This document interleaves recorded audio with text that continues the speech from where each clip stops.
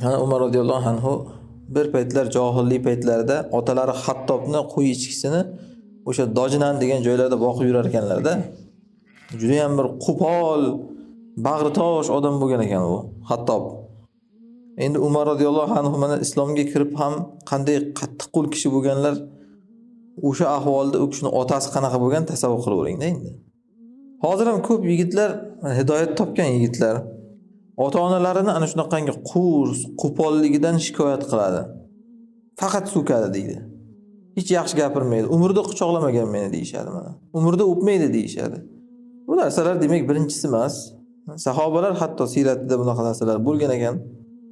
Alloh bu narsani taqdir qiladi, o'sha johil kofir otalardan siz shunday bag'ritoshlik ko'rib, siz farzandlaringizga o'shanaqa qilmang uchun. Bu zulmni kimdir to'xtatish kerak-ku. Uni to'xtatish uchun esa kimdir o'shani ko'rish kerak. Nasl surib ketavermasin bu zulm.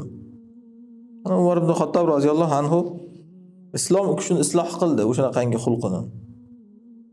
Endi o'shanday bir qo'pol, bag'ritosh otasini bir paytlar qo'yini boqib yurgan odam bugun musulmonlar ishlariga boshliq bo'lib o'tiribdilar, xalifa bo'lib ya'ni. Mana shu narsaning shukrini qilyaptilar-da.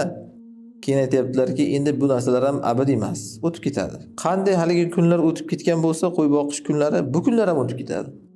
Hech bir narsaning tabassumi qolmaydi. Bu dunyo yana hech kimga kul boqmaydi. Faqat iloh qoladi, mol ham, bola chaqa ham fano topib ketadi deyaptilar.